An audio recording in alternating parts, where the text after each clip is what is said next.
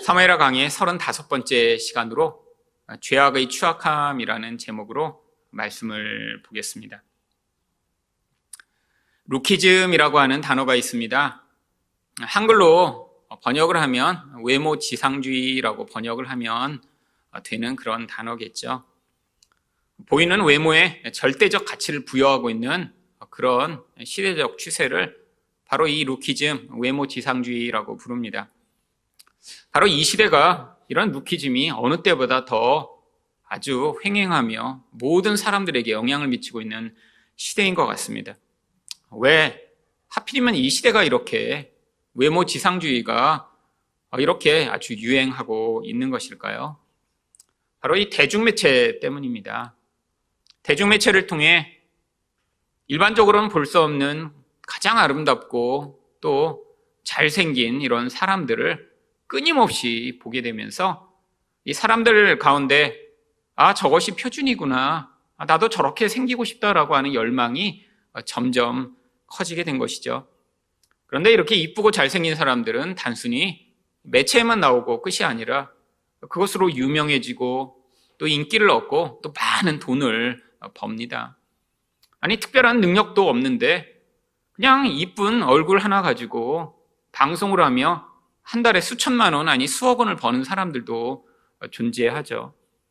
이런 현실을 자꾸 바라보다 보면 이 외모에 대한 이 사람들의 열망과 집착이 커지는 것이 아주 당연합니다. 그런데 이 한국이 또 이제는 예전보다 아주 잘 살게 되었습니다. 돈이 없으면 먹고 사는 것 그 한 가지밖에 신경을 쓸 수밖에 없는데, 사람들이 재정적 여유가 생기면서 이제는 그 남는 돈을 가지고 자기를 꾸미고 더 아름답게 만들며 또 그것으로 무엇인가 내가 갖지 못한 것들을 갖고 싶은 열망들을 해결하고자 하는 욕구가 커지게 됐죠. 이것과 병행해서 바로 성형, 미용, 또 의복과 같은 이 산업이 함께 발전하기 시작했습니다. 사람들이 돈을 더 많이 이런 성형이나 미용 또 의복에 사용할 수 있게 되면서 이 사람들의 돈을 또 버는 이런 산업이 함께 발전한 것이죠. 이 모든 것이 이제 아주 절정에 이른 시기가 되었습니다. 아주 오래전에는 성형을 한다 그러면 외국에 나가서 성형을 한다라고 하는 이야기들을 했던 시절도 있었는데, 이제는 오히려 이 한국이 사람들의 이런 성형 욕구를 가장 잘 만족시켜서 외국에서부터 이 한국까지 와서 성형을 하는 이런 특별한 일도 일어나게 됐죠.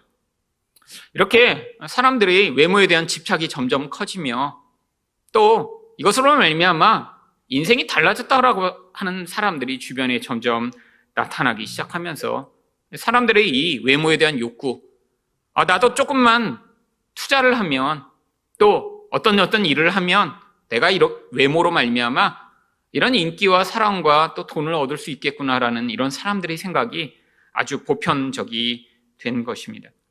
그런데 이 외모에 대한 사람들의 이런 호의와 인기가 이 시대만 그렇게 횡행한 것이 아닙니다. 이것은 인류 역사 내내 이쁜 사람, 잘생긴 사람에 대한 사람들의 이러한 호의와 반응이 일관됐죠. 근데 과거에는 아주 특별한 아주 소수에게만 주어졌던 기회입니다. 지금은 이것이 일반 사람들까지 보편화된 시대라고 하는 것이죠. 오늘 성경의 배경은 3000년 전입니다. 아주 오래전 이야기죠. 그런데 이곳에도 바로 한 나라에서 가장 잘생겼던 한 사람의 이야기가 기록되어 있습니다. 오늘 본문 25절입니다. 온 이스라엘 가운데에서 압살롬같이 아름다움으로 크게 칭찬받는 자가 없었으니 그는 발바닥부터 정수리까지 흠이 없음이라. 여러분, 3000년 전에도 한 사람을 보며 이렇게 정말 아름답다라고 칭할 만한 이런 사람이 있었는데, 그런데 이 사람이 온 이스라엘에서 가장 아름답다라고 이야기를 합니다. 여러분, 그런데 특별히 이 사람의 아름다움이 얼마나 아름다운지 이 정수리부터 발까지 하나도 흠이 없는 정말 완벽한 존재라고 하는 것이죠. 여러분, 사람이 이럴 수 있나요? 흠 하나도 없는 그런 완벽한 존재. 그래서 한 나라에서 정말 그런 아름다움을 유일하고 가장 최고로 가지고 있는 이런 존재예요.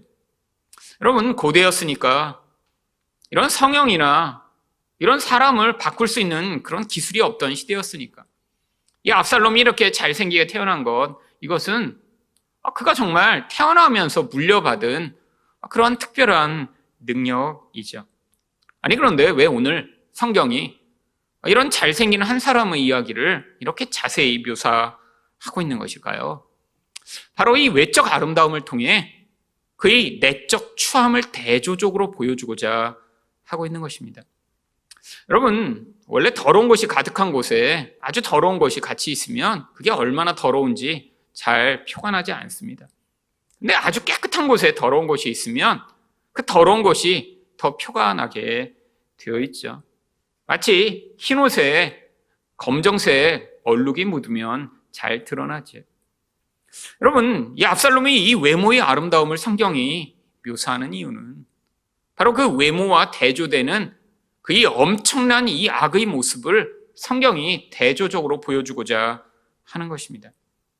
우리는 이 압살롬 이야기를 읽으며 이렇게 생각하기 쉽습니다. 야, 이렇게 잘생긴 사람이 어떻게 이렇게 악한 생각과 행동을 할 수 있을까? 여러분, 그런데 성경을 이렇게 읽는 경우는 여전히 성경을 도덕적이고 교훈적으로 읽는 것입니다. 여러분, 성경은 우리에게 어떤 나쁜 놈이 있는데 이 나쁜 놈을 보고 너희는 비난하거나 그렇게 살지 말라라고 이야기하는 책이 아닙니다. 성경이 우리에게 가르치고자 하는 말씀은 바로 이곳에 나오는 이 존재들이 바로 이 인간이라고 하는 존재를 대표적으로 보여주고 있다라고 하는 것이죠. 여러분, 바로 우리가 사무엘상을 보면서 배웠던 것이 바로 그것입니다. 사무엘상에 어떤 존재가 나왔나요? 바로 사울과 다윗이라는 존재가 있었죠. 여러분, 그런데 이 사울과 다윗이 무엇을 보여주나요? 어떤 나쁜 왕과 좋은 왕, 이 두 사람을 대조하여 보여주는 것이 아니라 바로 사울이라는 존재를 통해 이 인간의 옛사람의 모습을 끊임없이 성경이 보여주었던 것입니다. 아니, 우리도 왕 되고자 하며 하나님의 뜻을 거부하며 내 뜻이 좌절되었을 때 끊임없이 분노하고 미워하는 그런 존재임을 이 성경이 이 사울을 통해 보여준 것처럼 바로 이곳에서는 이 압살롬을 통해 바로 우리 또한 이런 외적인 것에 집착하며 그 외모의 아름다움만을 추구하는 자들인데, 그런데 우리는 압살롬과 같은 그런 아름다움을 갖지 못했음에도 불구하고 우리 내면에는 이 압살롬과 같은 더럽고 추한 것이 가득한 존재임을 보여주고 있는 것이죠. 여러분, 이게 참 더 안타깝죠. 아니, 우리에게 이런 압살롬처럼, 아니, 대한민국에서 가장 잘난 아름다움을 가지고 있으면서 이런 내면의 추함이 압살롬을 닮았다면 조금은 덜 안타까울 텐데, 아니, 우리 외모는 그렇게 탁월하지 못하고 외적으로 그렇게 자랑할 만한 것이 없으면서 내면만 압살롬을 닮았다니요. 하지만 성경은 우리 안에서 이렇게 우리 자신이 가지고 있는 이 추함을 발견하여 이 더럽고 추한 것을 해결하실 유일한 분이신 하나님을 의존하기를 우리에게 요청하고 있는 것입니다. 그렇다면 죄악은 어떤 추한 모습을 가지고 있나요? 첫 번째로 교만입니다. 26절 말씀을 보겠습니다. 그의 머리털이 무거움으로 연말마다 깎았으며 그의 머리털을 깎을 때 그것을 달아본즉 그의 머리털이 왕의 저울로 200세겔이었더라. 여러분, 이 26절은 이 압살롬의 아름다움을 어떤 구체적인 어떤 상황을 통해 더 자세히 보여주고자 이곳에 이런 머리 깎는 이야기를 기록한 것입니다. 여러분, 이 압살롬의 아름다움 가운데 특별히 아주 자랑할 만한 것이 이 머리털이라고 하는 것이죠.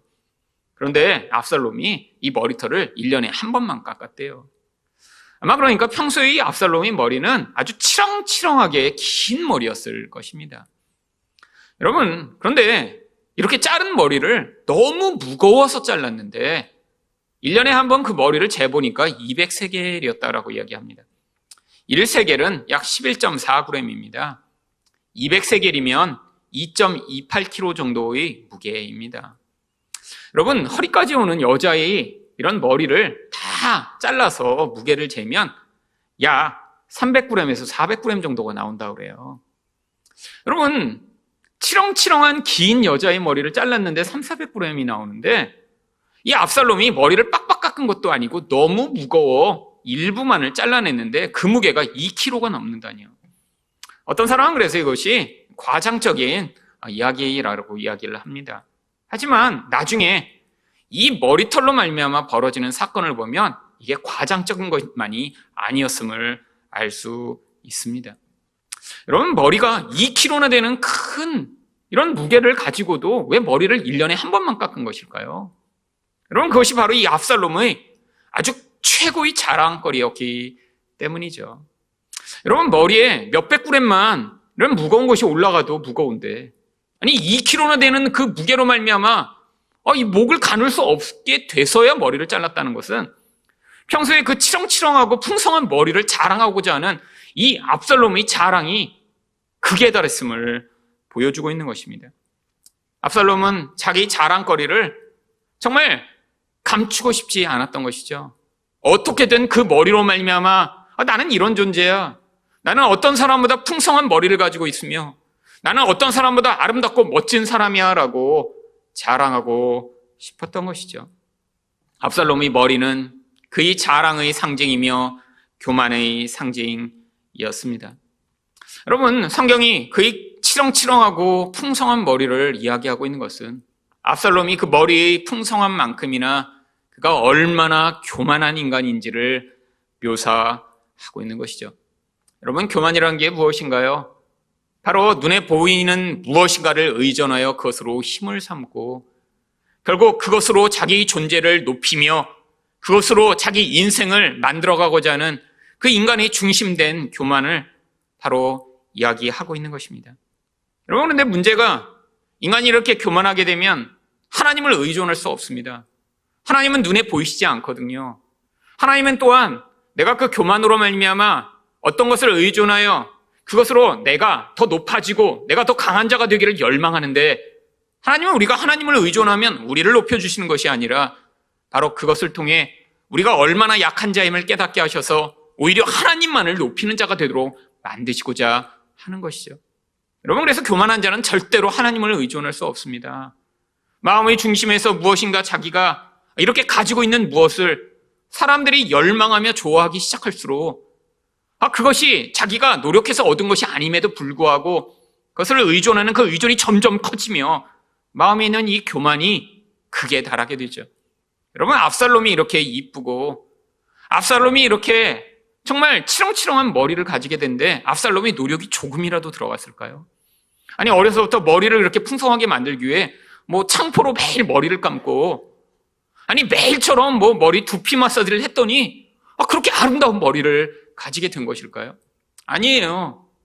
그냥 아버지 다윗과 그 공주였던 어머니로부터 물려받은 유전자 가운데 특별하게 압살롬에게 그런 좋은 형질이 물려받았게 된 것이죠. 아니, 압살롬이 이렇게 왕자로 태어난 것이 그것이 압살롬이 선택한 것인가요? 아니에요. 태어나 보니까 그냥 왕자였습니다.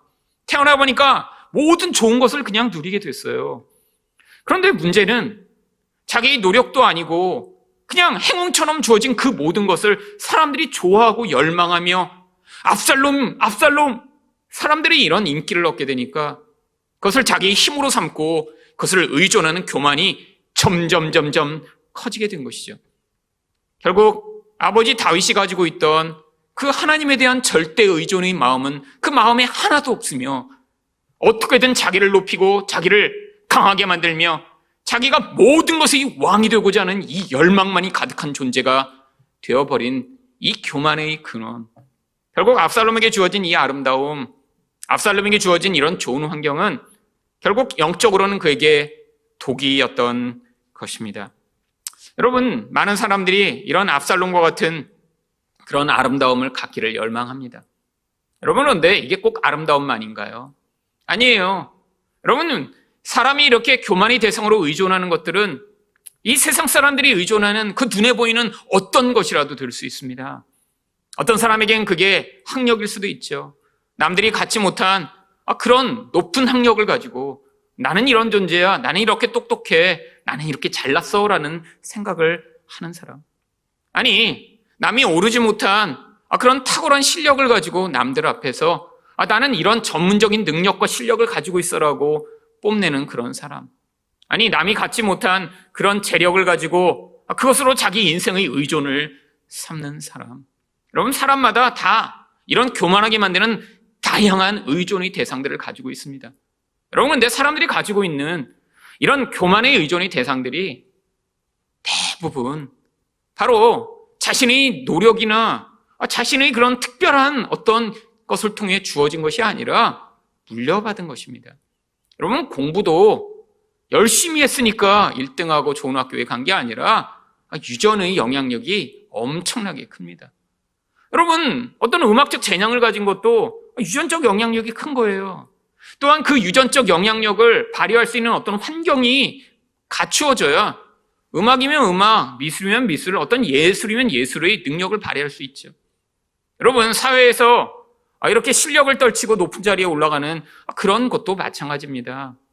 결국 인간이라는 어떤 존재에게 주어진 특별한 기회에 자기가 그냥 우연히 얻게 된 무엇을 통해서 다른 사람보다 더 돈도 많이 벌 수 있고 다른 사람보다 더 특별한 어떤 능력을 발휘할 수 있는 기회들을 가지게 되는데, 이게 마치 자기의 본질로부터 나온 자기 것이라고 착각하며 인간은 이렇게 무엇인가를 의존하는 존재가 되기 쉽죠. 우리가 볼 때 그래서 이런 좋은 조건을 가지고 있으면 더 행복하고 더 좋을 것이라고 생각하는데, 영적으로 보면 오히려 그것이 이런 교만하게 만들어 하나님을 의존하지 못하게 만들고 바로 이런 저주받은 압살롬의 인생을 살게 만드는 기회가 될 가능성이 더 높은 것입니다. 여러분, 그래서 우리가 갖지 못한 것에 대해 우리가 낙심하며, 아니 왜 다른 사람은 저렇게 좋은 환경을 가졌는데, 왜 다른 사람은 저렇게 멋진 것을 가지고 살아가고 있는데 나는 왜 그것들을 갖지 못하고 있는가라고 우리가 자책할 필요가 없어요. 아니, 우리 자식을 대해서도 마찬가지입니다. 내 자식이 내가 누리지 못한 것들을 가졌으면 좋겠다. 그래서 내 자식은 내가 공부를 못했으니까 공부도 잘하고, 내 자식은 내가 고생했으니까 고생하지 않고 살면 좋겠다라고 부모가 생각하여 아니 자식에게 그 좋은 것을 물려주고자 몸부림치는데, 아니 그렇게 자식에게 좋은 것을 물려주니까 그게 참 좋은 것이 되는 것이 아니라 오히려 그 인생을 망치는, 교만한 인생을 만들어 하나님을 떠나게 만들며 자기만 왕이 되어 살게 만드는 이런 악으로 영향을 미치는 결과가 되는 경우가 얼마나 많은가요? 여러분, 인간이라는 존재는 모두 다 교만합니다. 그런데 이 내적 교만을 더 강하고 크게 만들 수 있는 어떤 좋은 환경 때문에 이 내적 교만이 깨어지지 아니하고 결국 한 존재를 집어삼키게 되는 그런 악이 되는 경우가 아주 많이 있죠. 여러분, 이 압살롬이 바로 그 전형적인 예입니다. 만약에 압살롬이 다윗처럼 아주 깊은 고난의 과정들을 지나갈 수밖에 없었다고 생각해 보세요. 아니, 외모가 그렇게 탁월하지 못했고 외모 때문에 스스로 깊은 자책과 고민을 하는 사람이었다고 생각해 보세요. 아마 그 과정을 통해 그가 오히려 교만하기보다는 하나님을 만날 기회를 가질 그런 훨씬 더 유익한 기회를 가질 수도 있었을 텐데, 이 압살롬은 어떤 것에 있어서도 아마 이스라엘 전체에서 가장 탁월한 외모와 탁월한 부와 탁월한 혈통을 가지고 살면서 결국에는 하나님을 만날 기회를 갖지 못했던 것입니다. 여러분, 모든 인간은 교만한데, 근데 문제는 스스로 나는 교만한 사람이야 라고 생각하는 사람은 아주 소수라고 하는 것이죠. 여러분, 우리가 교만한지 아닌지 알 수 있는 그래서 몇 가지 그런 상황들이 있습니다. 첫 번째는 내가 세상이 중요하다고 여기는 것들을 포기하지 못할 때 바로 그것이 여러분의 교만의 대상이며 여러분이 교만하다는 것들을 보여주는 것입니다. 어떤 사람은 돈을 포기하지 못하는 사람이 있어요. 그래서 정말로 자기 인생 가운데 그 돈에 대한 집착이 너무 커서 늘 문제가 됩니다. 자신은 스스로 생각해요. 나는 이 돈을 이렇게 허투루 쓰지 않고 이렇게 열심히 일해서 많은 돈을 모으고 있어. 하지만 그것들을 포기하지 못하는 그것 자체가 그 사람이 얼마나 교만한 인간인가를 보여주고 있는 것이죠. 여러분, 돈만 그런가요? 인생 가운데 자기 나름대로 정말 소중하다고 생각하는 것들이 있습니다. 근데 그 소중한 것들을 누가 침해하며 그것들을 내어줘야 되는 상황이 되었을 때 그것들을 포기하지 못하는 것. 그게 바로 그 사람이 자기 인생의 근거를 두고 있는 교만의 그런 근원이었던 것이죠. 여러분, 하나님이 우리 인생에 찾아오십니다. 무엇인가 내가 소중히 여기하는 것들을 내놓도록 하세요. 근데 그때 여러분 불편하세요? 여러분, 바로 그게 여러분의 교만의 근거입니다. 여러분, 자기 우상을 하나님 앞에서 직면하지 못하면 결국 인간은 그 우상의 영향력을 받아 겉모습이 아무리 화려하고 아름다울지라도 내면은 이 압살롬처럼 더럽고 추하여 주변에 있는 모든 사람들을 악으로 몰아넣는 인간이 되기 쉽습니다. 하나님이 여러분의 인생 가운데 찾아오셔서 우리 인생의 이 교만의 근거들을 하나씩 무너뜨리시고 우리 영혼의 이 악을 제거하셔서 우리가 정말 겉모습이 아닌 내면으로 진짜 하나님이 원하시는 아름다운 사람이 될 수 있도록 만들어 가시는 것입니다. 여러분, 이런 교만했던 압살롬은 결국 그 교만으로 말미암아 어떤 일을 하나요? 결국 자기 인생에서 방해되는 모든 사람들을 죽이려고 합니다. 근데 그 사람들이 자기 원수가 아니에요. 자기 가족이며 자기 아버지예요. 자기 형이에요. 여러분, 이 압살롬이 암논, 첫째 아들인 암논을 죽인 이유가 단순히 자기 여동생 다말을 이 암논이 겁탈했기 때문만은 아니었습니다. 이 압살롬의 이 근원 안에는 이 교만한 인간의 가장 본질적 욕망은 바로 자기가 왕이 되고자 하는 거예요. 근데 이 왕이 되고자 하는 이 압살롬의 이 교만의 열망 가운데 가장 방해가 되는 사람이 바로 암논이었습니다. 왜? 암논만 없으면 자기가 바로 그 다음 왕이 계승자거든요. 여러분, 이게 바로 이 무서운 교만의 결과입니다. 내가 늘 왕이 돼야 돼요. 내가 내 주변 모든 사람들 가운데 가장 높은 사람이 돼야 돼요. 여러분, 근데 현실은 그런가요? 여러분, 압살롬이 모든 것을 이렇게 가지고 태어났지만 그가 갖지 못한 단 한 가지가 무엇이죠? 바로 왕이 계승자가 아니었다는 것입니다. 장남이 아니었어요. 아니, 그런 잘생긴 외모를 가지고 태어났는데, 아니, 왕자였는데, 아니, 이런 탁월한 지혜를 가지고 있었는데, 근데 장남으로 태어나지 않았어요. 여러분, 그랬더니 자기 형을 죽이면서까지 그 왕의 자리에 서고자 합니다. 여러분, 이게 바로 이 교만한 인간들의 모습이에요. 여러분, 근데 뭔가 갖지 못한 경우 얼마나 많은가요? 내가 무엇인가를 통해, 이 교만을 통해 내가 가장 높고 가장 위대하고 가장 사랑받는 자가 되길 열망하는데 그 사람들이 중요하다고 여기는 것을 갖지 못하게 되면 어떻게 하나요? 그게 바로 우리의 모습입니다. 마음에 불평과 원망과 질투와 미움이 가득한 거예요. 내가 갖지 못한 것들을 가진 사람을 보면 그 사람이 부럽고, 그래서 내가 갖지 못한 나 자신이 열등하게 여겨지며 끊임없이 그래서 그 갖지 못한 것을 열망하며 살아가는 그런 우리의 모습이요. 결국 이 교만으로 말미암아 인간은 어떻게 되나요? 비교의식에 사로잡히게 됩니다. 여러분, 누군가 자꾸 비교하세요? 다른 사람이 가진 무엇을 자꾸 보며 그게 부러우세요? 여러분, 여러분 안에 교만이 만들어낸 결과가 비교의식으로 나타나는 거예요. 아니, 여러분이 열등감이 많으세요? 어떤 무엇인가 잘나고 멋지고 좋은 것을 가진 사람을 보면 자꾸 비교돼. 나는 아무것도 못하고 아무것도 갖지 못했는데라는 생각이 드세요? 여러분이 소심하고 여러분이 착한 게 아니라 교만이라고 하는 이 압살롬과 같은 무서운 죄악이 여러분의 영혼을 지배하고 있기 때문에 그게 바로 비교의식으로 말미암아 열등감이라고 하는 그런 결과로 나타나고 있는 거예요. 여러분이 착해서 그렇게 된 게 아닙니다. 여러분이 소심해서 그런 열등감을 가진 게 아니에요. 교만하기 때문에 그런 죄악의 영향을 받고 있는 것이죠. 여러분, 이 압살롬이 왕이 되고자 자기 형만 살해한 것이 아닙니다. 결국에는 이렇게 아름다웠던 압살롬이 자기의 왕권에 방해가 되는 아버지마저 죽이고자 합니다. 여러분, 이게 압살롬의 본질이죠. 왜? 아니, 아버지가 이렇게 자기를 불러왔는데 지금 아버지가 자기를 인정하지 않는 것 같아요. 그러니까 스스로 왕으로 선포하며 자기를 왕으로 세웁니다. 사무엘하 15장 10절입니다. 이에 압살롬이 정탐을 이스라엘 모든 지파 가운데 두루 보내 이르기를 너희는 나팔 소리를 듣거든 곧 말하기를 압살롬이 헤브론에서 왕이 되었다 하라 하니라. 여러분, 아버지가 살아있고 아버지가 멀쩡해요. 아버지가 왕이에요. 그런데 아들 스스로 내가 왕이다라고 사람들에게 선포하고자 하는 이 무서운 시도요. 여러분, 이게 바로 교만한 사람들이 보이는 모습입니다. 아니, 이 압살롬의 교만이 다른 모든 사람보다 컸기 때문에 결국 그 교만에 사로잡혀 이런 반응을 하게 되는 것이죠. 여러분, 교만하여 결국 하나님과의 관계도 깨지고 가장 가까운 사람과의 관계도 다 파괴됩니다.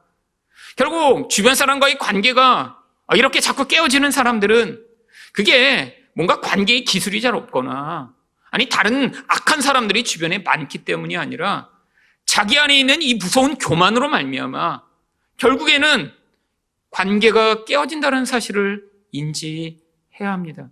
결국 이 교만이 인간의 죄악이 만들어내는 가장 추하고 더러운 악이에요. 이 교만으로 말미암아 인간은 끊임없이 하나님 말고 자꾸 다른 것을 의존하는 우상 숭배를 하게 되고요. 이 교만으로 말미암아 하나님마저도 우상으로 만들려고 할 뿐 아니라 주변에 있는 모든 사람들을 파괴하는 인생을 살게 된 경우가 얼마나 많은가요? 그런데 문제는 결국 이 교만이 지배하는 인생은 교만으로 말미암아 망하게 된다라고 하는 것입니다. 사무엘하 18장 9절을 보시면 압살롬이 다윗의 신복과 마주치니라. 압살롬이 노새를 탔는데 그 노새가 큰 상수리나무 번성한 가지 아래로 지날 때 압살롬의 머리털이 그 상수리나무에 걸림에 저가 공중에 달리고 그 탔던 노새는 그 아래로 빠져나간지라. 여러분, 다윗을 반역하여 이렇게 전쟁을 하다 결국 지게 돼요. 압살롬이 결국 도망하다가 머리가 너무너무 치렁치렁했더니 그 치렁치렁한 머리가 나무에 걸려서 노새는 도망가 버리고 거기 매달린 이런 상황이 되어버립니다. 여러분, 웬만한 정말 여자 머리 정도였으면 매달리면 잡아 뽑으면 뽑혔겠죠. 성경이 이야기한 대로 정말 1년에 2kg나 되는 머리를 잘라낼 정도가 돼야 나뭇가지에 그 머리가 걸려서 아무리 해도 머리가 빠지지 않는 그런 상황이 된 것입니다. 이 압살롬의 머리는 또한 직모가 아니라 파마를 안 해도 되는 이런 곱슬머리였던 것 같아요. 여러분, 이거 얼마나 멋진 그런 자랑의 상징이었을까요? 여러분, 그런데 그 자랑의 상징으로 말미암아 그가 죽임을 당합니다. 사무엘하 18장 14절과 15절입니다. 요압이 작은 창 셋을 가지고 가서 상수리 나무 가운데서 아직 살아있는 압살롬의 심장을 찌르니 요압의 무기를 든 청년 10명이 압살롬을 에워싸고 쳐 죽이니라. 여러분, 이게 바로 성경이 보여주는 이야기예요. 교만한 인간의 끝이요. 여러분, 잠언에서 이야기하듯이 교만은 패망의 선봉이 됩니다. 교만은 인간의 악이 가장 추하게 드러난 본질이기 때문에 이 교만이 점점 커지면 그 인생을 사로잡아 결국엔 이런 무서운 결과를 가져온다라고 하는 것이죠. 여러분, 자주자주 열등감을 느끼시고 우월감을 느끼세요? 자주자주 무엇인가 하나님이 여러분에게 요구하실 때 그들을 포기하고 싶지 않아 괴로우세요? 자주자주 주변에 사람들과 비교하여 그 상황 때문에 낙담을 하세요? 여러분, 여러분 안에 있는 이 더럽고 추한 교만을 회개하셔야 합니다. 두 번째로 죄악은 어떤 추한 모습을 가지고 있나요? 자기 죄를 인정하지 않는 것입니다. 23절 말씀입니다. 요압이 일어나 그술로 가서 압살롬을 데리고 예루살렘으로 오니. 여러분, 요압의 지혜로 말미암아 결국에는 다윗이 이 압살롬을 자기에게 데려오도록 합니다. 아니, 그런데 문제는 데려왔으면 이 다윗이 이렇게 내가 용서했다라고 이 압살롬을 봐야 하는데 보지 않습니다. 24절입니다. 왕이 이르되 그를 그의 집으로 물러가게 하여 내 얼굴을 볼 수 없게 하라 하매 압살롬이 자기 집으로 돌아가고 왕의 얼굴을 보지 못하니라. 여러분, 다윗은 이렇게 불러왔는데 왜 압살롬을 보지 않은 것일까요? 이게 바로 다윗이 얼마나 지금 내적으로 고민했는지를 보여주는 증거입니다. 여러분, 지금 다윗은 단순히 아버지로서 불러온 게 아니에요. 다윗은 이 압살롬의 죄를 심판해야 될 심판자입니다. 그런데 지금 자신은 이 심판자로서의 역할과 아버지의 역할 사이에서 끊임없이 갈등하다가 결국에는 결정을 내리지 못하고 그냥 멀리 있는 압살롬을 그대로 둔 채로 마음으로만 계속 그를 열망하고 사모하고 있었는데 옆에서 그냥 훅 밀어갖고 그냥 자기가 의도하고 자기가 아직 결정하지 않은 상황에서 압살롬을 불러오게 된 거예요. 아직 이 내면의 갈등이 완전히 해결된 게 아닙니다.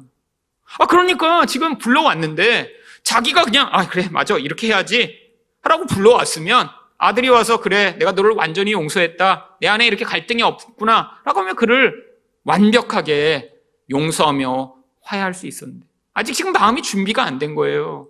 마음에서는 이래도 되나? 내가 왕인데 이렇게 했다가 모든 사람들이 다 그걸 요구하면 어떻게 하지? 내가 심판자로서 이렇게 불의하게 해도 되나?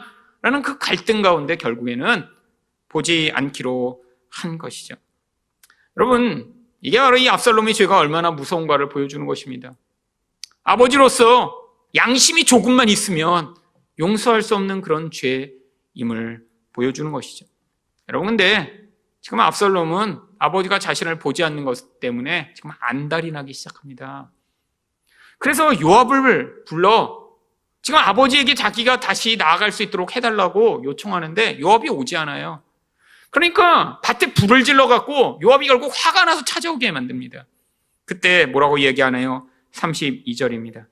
압살롬이 요압에게 대답하되 내가 일찍이 사람을 내게 보내 너를 이리로 오라고 청한 것은 내가 너를 왕께 보내 아뢰게 하기를 어찌하여 내가 그 술에서 돌아오게 되었나이까?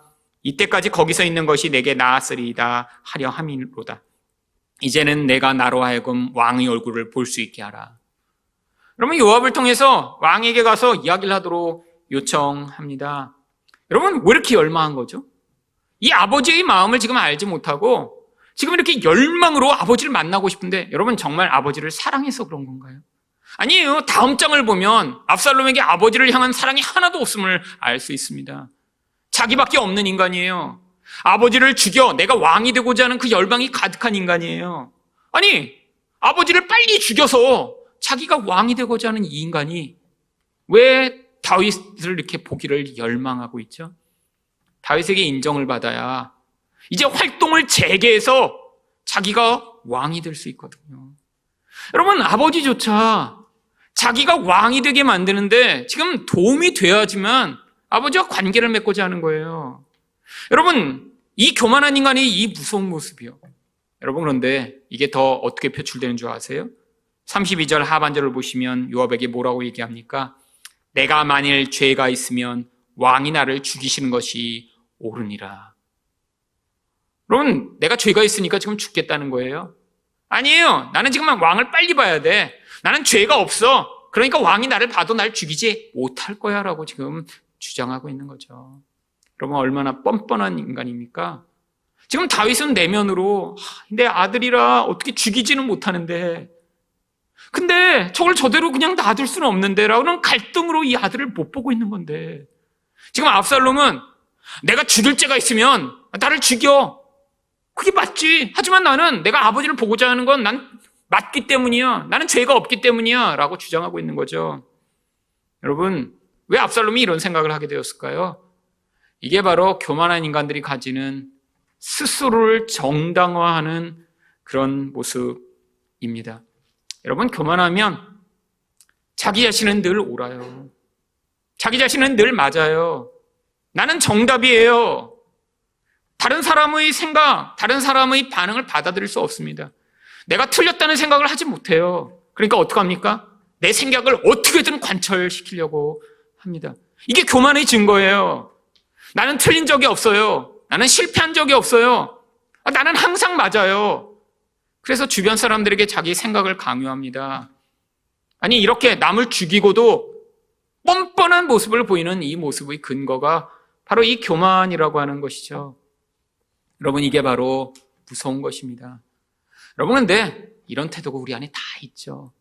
여러분, 혼자일 때보다 누군가 같이 있을 때 이런 자기 죄를 인정하지 않고 나만 옳다라고 하는 이 모습이 더 강렬하게 드러나기 시작합니다. 여러분, 부부싸움은 왜 하게 되나요? 죄를 스스로 인정하지 않고 고백하지 않아 일어납니다. 누군가 여보 그러는데 여보 미안해 내가 잘못했어 그러면 부부싸움 안 일어나요. 여러분 아이한테 너 일로 와봐 그러면 엄마 제가 정말 잘못했어요 다음부터는 잘할게요 하면 혼나지 않아요. 근데 여보 그랬는데 왜? 너는 뭐 얼마나 잘했는데? 이러는 순간에 여러분 거기서부터 문제가 발생하기 시작합니다. 여러분 이게 부부싸움의 이유죠. 끊임없이 다른 사람을 지적하고 끊임없이 남의 잘못을 찾아내는 건 아주 쉬워요. 자기 죄를 인정하지 않는 이 우리의 모습이요. 여러분 이거 배워서 그런가요? 여러분 아이들을 여러분 가르치시고 혼내다 보면 아이들이 바로바로 그렇게 자기 죄를 고백하나요? 아니요. 끊임없이 거짓말을 하고 끊임없이 이유를 찾고 아니 자기에게는 문제가 없다라고 끊임없이 둘러대는 이 인간의 본질이에요. 결국 모든 인간은 다 교만하여 이렇게 자기 죄를 인정하지 않는 존재라고 하는 것입니다. 여러분 근데 왜 압살롬을 통해 이런 모습을 보여주죠? 여러분 이렇게 자기 죄를 못 보며 이 교만으로 말미암아 그 죄에 매여 있는 자는 결코 진정한 용서를 받아들일 수 없다라고 하는 것을 보여주는 거죠. 여러분 이 다윗과 이 압살롬의 관계예요. 결국에는 다윗은 정말 큰 희생을 통해 이 압살롬의 죄를 용서하며 받아들였습니다. 근데 아들은 그게 감사하거나 고맙지가 않아요. 아버지가 얼마나 큰 희생과 얼마나 큰 고통을 치루었는지 전혀 이해할 수가 없습니다. 이게 바로 죄에 눈뜨지 못한 자의 모습이죠. 여러분 자기 죄를 보지 못하면 그 죄가 얼마나 무서운 것이며 얼마나 그 죄로부터 벗어나야 되는지를 깨닫지 못합니다. 하나님이 우리에게 그래서 요구하시는 게 자꾸 우리 죄를 먼저 보게 만드시고자 하는 거예요. 여러분 말씀을 통해 깨달으셔야 합니다. 여러분의 인생 가운데 있는 상황과 관계를 통해 깨닫게 될 땐 이미 관계가 다 파괴되고 이미 상황은 너무 악화된 다음인 경우가 많죠. 여러분 말씀을 들을 때 이게 나의 모습이구나. 나는 이런 교만한 자구나. 내 안에 이렇게 죄를 감추는 이 본질이 내 안에 가득하구나라는 사실을 빨리빨리 깨닫고 하나님 앞에 나와 하나님 이 죄가 만들어낸 이 더럽고 추한 모습을 용서해달라고 하는 반응을 하나님한테 하실 때 여러분 그 죄에서 여러분을 구원하시는 은혜를 경험할 수 있습니다. 여러분 신약 성경에 보면 바디메오라고 하는 한 사람이 나옵니다. 여러분 근데 이 사람 참 집요한 사람이에요. 여러분 근데 성경에 왜 이 바디메오라는 사람에 대해 성경이 기록하고 있는 줄 아세요?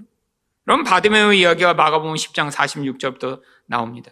46절부터 보시면 디메오의 아들인 맹인 거지 바디메오가 길가에 앉았다가 나사렛 예수시란 말을 듣고 소리질러 이르되 다윗의 자손 예수여 나를 불쌍히 여기소서 하거늘 많은 사람이 꾸짖어 잠잠하라 하되 그가 더욱 크게 소리질러 이르되 다윗의 자손이여 나를 불쌍히 여기소서 하는지라.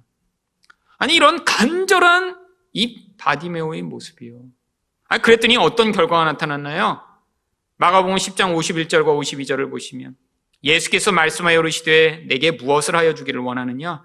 맹인이 이르되 선생이여 보기를 원하나이다. 예수께서 이르시되 가라 내 믿음이 너를 구원하였느니라 하시니 그가 곧 보게 되어 예수를 길에서 따르니라. 여러분 성경이 바디메오 이야기를 기록하고 있는 건 이렇게 간절히 무엇인가를 원하면 주어진다라는 것을 이야기하고 하는 게 아니에요. 여러분 바로 이 마가복음 10장에 무슨 얘기가 나오고 있는 줄 아세요? 예수님이 제자들한테 내가 이제 곧 예루살렘에 올라가면 고난을 받고 죽게 된다라고 말씀하셨습니다. 그때 제자들이 예수님께 뭘 요청하는 줄 아세요? 예수님 예루살렘에 올라가시면 저를 오른쪽 왼쪽에 세우셔서 영의정과 좌의정을 만들어주세요 라고 요한과 야고보가 요청하다가 걸려서 제자들끼리 싸움이 붙습니다. 야, 그 자리는 내 자리인데 네가 어떻게 감히? 여러분 그들에게 예수님이 가르치시고자 하는 거예요. 뭘요? 이 바디메오처럼 눈을 뜨게 해달라고 간구하라고요. 지금 이 무서운 인간의 교만, 더 높은 자리에 올라가고자 하는 이 교만, 그 교만이 예수가 십자가에 매달리러 가는 그 길 가운데도 표출돼 예수를 향해 저를 더 높은 자리에 세워주세요라고 요청하는 이 제자들의 모습, 이게 바로 눈을 뜨지 못한 자기 죄를 보지 못한 인간들의 모습이며 바디메오가 바로 그 자리에 등장하는 거예요. 예수여 눈을 뜨게 해주세요. 우리들에게 요청하라고 하는 거예요. 우리 죄를 보게 해달라고 요청해달라고 하는 거예요. 무슨 죄예요?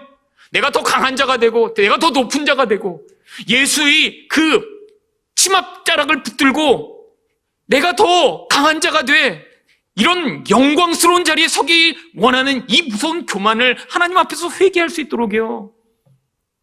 여러분도 똑같이 기도하셔야 됩니다. 눈을 뜨게 해달라고요.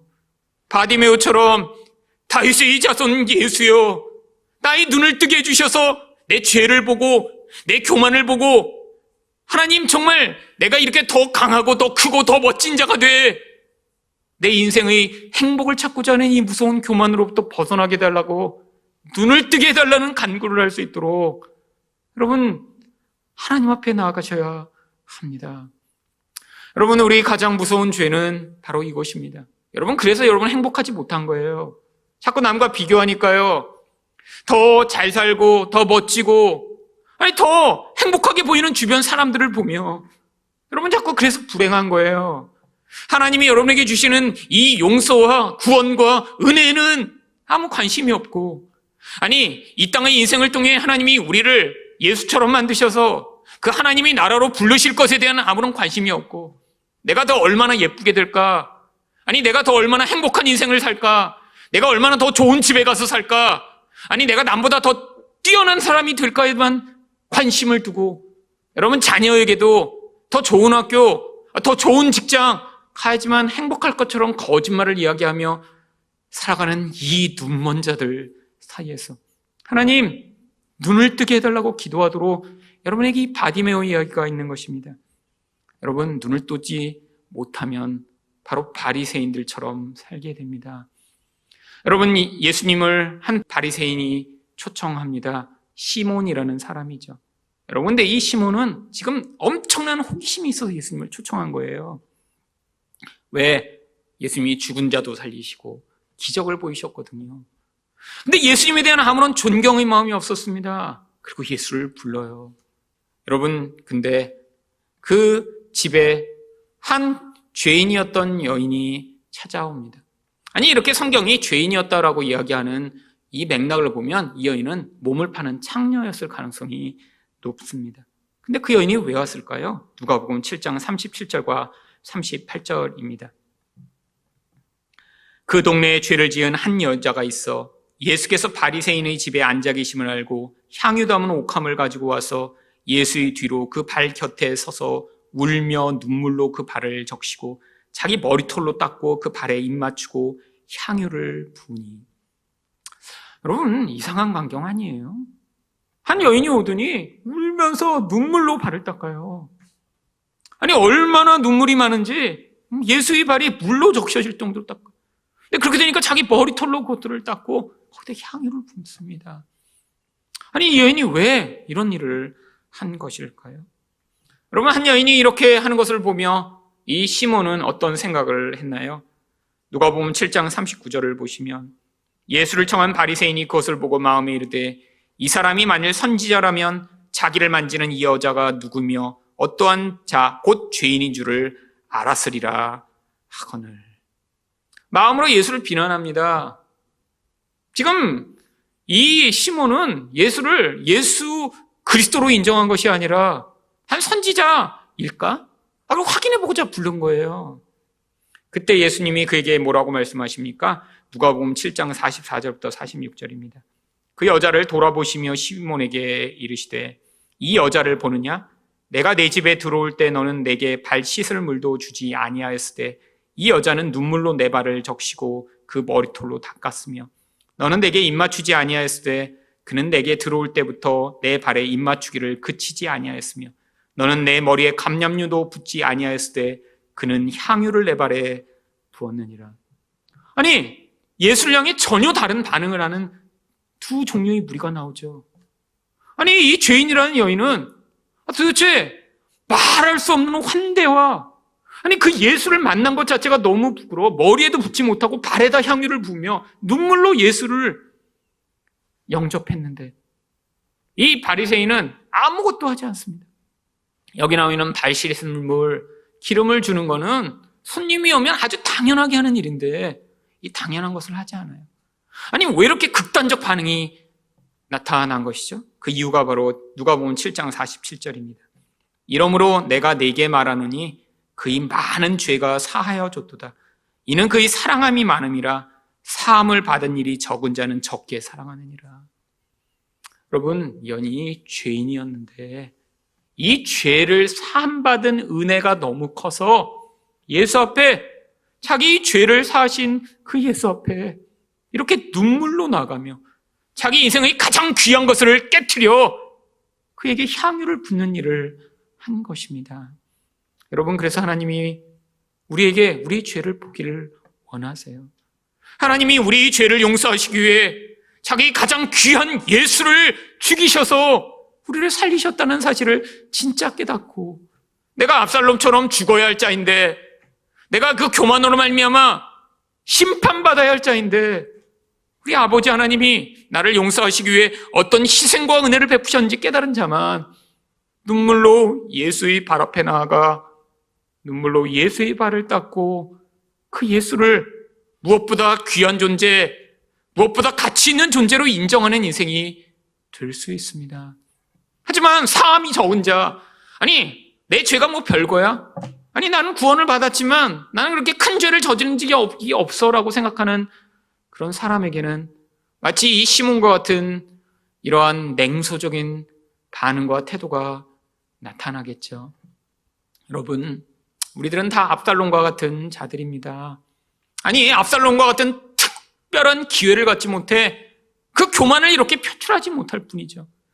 우리 내면은 다 압살롬과 같은 추하고 더러운 교만이 가득한 죄인인데, 하나님이 우리와 같은 자들을 어떻게 용서하셨는지 깨달아 그 용서에 감사하여 하나님, 나의 눈을 열어 이 교만에서 벗어나게 하시고 나의 죄를 씻어주셔서 이 악에서 깨끗게 해달라는 간구를 하며 하나님의 은혜를 찬양하고 하나님만을 경배하는 여러분 되시기를 예수 그리스도의 이름으로 축원드립니다.